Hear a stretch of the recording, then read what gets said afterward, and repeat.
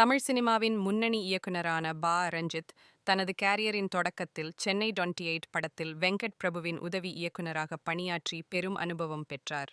அதன்பின் அட்டகத்தி என்ற படத்திலேயே அவருடைய ஆரம்ப இயக்கத்தில் பெரும் கவனத்தை பெற்றிருந்தார். அடுத்து மெட்ராஸ் என்ற படத்தால் ரசிகர்களிடையே மாஸ் ஹிட் அடித்து பா. ரஞ்சித் தன்னுடைய இயக்குனர் அந்தஸ்தை உயர்த்தினார்.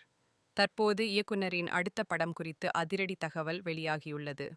பா. ரஞ்சித் தனது அடுத்த படமாக இந்தியாவின் முதல் தலித் கிரிக்கெட் வீரர் என அறியப்படும் பல்வங்கர் பாலு அவர்களின் வாழ்க்கையை பயோபிக் முறையில் திரைக்கெடுக்க திட்டமிட்டுள்ளாராம்.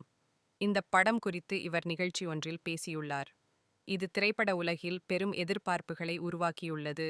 ஏனெனில் பல்வங்கர் பாலு அவர்களின் வாழ்க்கை மற்றும் சாதனைகள் சர்வதேச அளவில் பெரும் வரவேற்பை பெற்றவை. இந்த படத்தின் மூலம் தலித் சமூகத்தின் முக்கியமான கதையை திரையில் காண்பிப்பது சினிமா ரசிகர்களிடம் மிக பெரும் எதிர்பார்ப்பை உருவாக்கியுள்ளது.